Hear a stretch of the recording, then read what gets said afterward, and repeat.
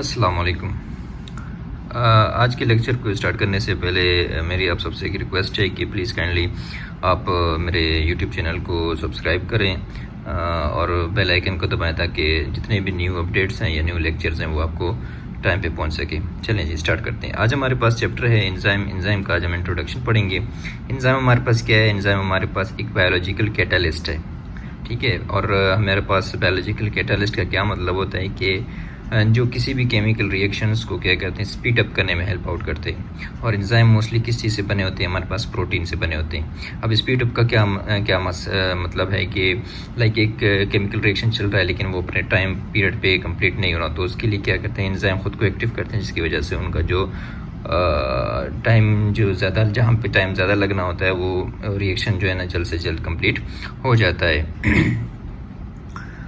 इसकी मिसाल ऐसे है कि जैसे दो लोग आपस में अगर लड़ रहे हैं तो तीसरा बंदा आके उनके बीच में थोड़ी सी झगड़े को बढ़ा भी सकता है और झगड़े को कम भी कर सकता है, ठीक है। तो ऐसे समझो जो तीसरा बंदा आ रहा है वो आपके पास एंजाइम का कैरेक्टर निभा रहा है, ठीक है। तो एंजाइम हमारे पास क्या है? Biological catalyst. कैटालिस्ट का क्या मतलब है? जो किसी भी केमिकल रिएक्शन को स्पीड अप करे, और ये हमारे बॉडी के लिए बहुत ही लाजमी है। अगर अब केमिकल रिएक्शंस की बात करते हैं तो हमारे पास केमिकल रिएक्शन हमारे पास बॉडी में दो होते हैं जिसको कलेक्टिवली हम लोग मेटाबॉलिज्म कहते हैं। पहला हमारे पास जो बॉडी के अंदर रिएक्शन होता है उसे कहते हैं एनाबॉलिज्म, दूसरे को हम कहते हैं कैटाबॉलिज्म, और इन दोनों को जब हम कलेक्टिवली कहते हैं उनको हम कहते हैं मेटाबॉलिज्म। अब देखो एंजाइम है, एंजाइम का काम होता है किसी भी केमिकल रिएक्शन को कंट्रोल करना।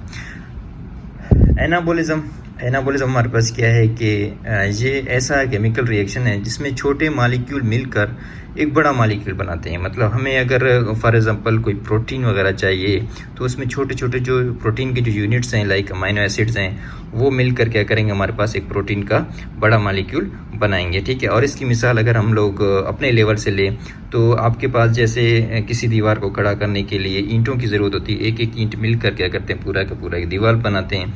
इसी तरह हमारे पास जो है किसी भी बड़े मॉलिक्यूल को बिल्टअप करने के लिए छोटे छोटे यूनिट्स का होना लाजमी है। जैसे हमारे पास मैंने एक एग्जांपल दिया है, ग्लूकोज प्लस फ्रक्टोज मिलकर हमारे पास क्या बनाते हैं? सक्रोज, ठीक है। तो ये हमारे पास एनाबॉलिज्म में क्योंकि एक नई चीज़ बन रही है तो इसीलिए इसके लिए हमें क्या लगेगा? लाजमी बात है हमें एनर्जी की ज़रूरत होगी, ठीक है। तो इस रिएक्शन को हम लोग क्या कहते हैं? एनाबॉलिज्म, जिसमें कोई नई चीज़ बन रही होती है, छोटी छोटी चीज़ें मिलकर एक बड़ी चीज़ बना रहे होते हैं। दूसरे नंबर पे है कैटाबॉलिज्म। लेक्चर को मैं ज़्यादा लंबा नहीं करूँगा। कैटाबॉलिज्म हमारे पास क्या है कि वो रिएक्शन ये इसका अपोजिट है जिसमें बड़े मॉलिक्यूल टूट के छोटे मॉलिक्यूल्स में कन्वर्ट हो जाते हैं, ठीक है। अब इसकी मिसाल ऐसे है कि एक हमने दीवार बनाया और उसे अगर हम लोग तोड़ देते हैं तो एक एक ईंट उसमें से अलग हो जाएगा, ठीक है। तो सेम हमारे पास यही हमारे बॉडी के अंदर कुछ चीज़ें बन रही होती हैं, कुछ चीज़ें टूट रही होती हैं, ठीक है। तो लगातार ये रिएक्शन हमारे बॉडी के अंदर चल रही होती हैं। इसमें हमारे पास लार्ज मॉलिक्यूल ब्रेक डाउन होते हैं स्मॉलर यूनिट्स के अंदर, ठीक है, जिसकी वजह से हमारे पास बॉडी में एनर्जी रिलीज होती है। उसमें क्या होता है? उसमें एनर्जी यूज़ हो रही थी, इसमें हमारे पास एनर्जी रिलीज होती है, ठीक है। जैसे मैंने मिसाल दिया है कि अगर हमारे पास जो बड़ा यूनिट है क्या है? सक्रोज है, ठीक है।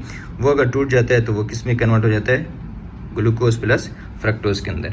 इसी तरह तीसरे नंबर पे है मेटाबॉलिज्म, जिसे आप लोग शायद आप लोग जानते भी होंगे, पिछली क्लासेस में आप लोगों ने पढ़ा भी होगा। मेटाबॉलिज्म क्या है? इन दोनों के कंप्लीट रिएक्शंस को हम लोग क्या कहते हैं? मेटाबॉलिज्म कहते हैं। मतलब sum of all chemical reaction, body के अंदर जितनी भी किस्म की केमिकल रिएक्शन हो रहे हैं इस वक्त उन सब को हम लोग कलेक्टिवली हम लोग क्या कहते हैं?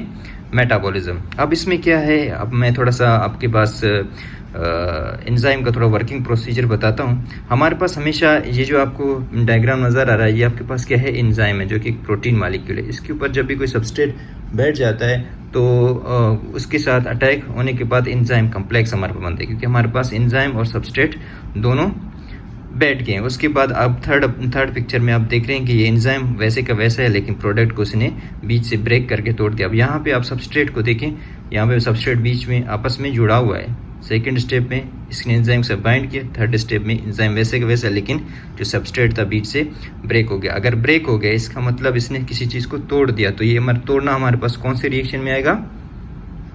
कैटाबॉलिज्म। मतलब ये जो रिएक्शन है ये कौन सा है? कैटाबॉलिज्म है, ठीक है। उम्मीद है कि आप सबको एंजाइम के इंट्रोडक्शन के बारे में हमने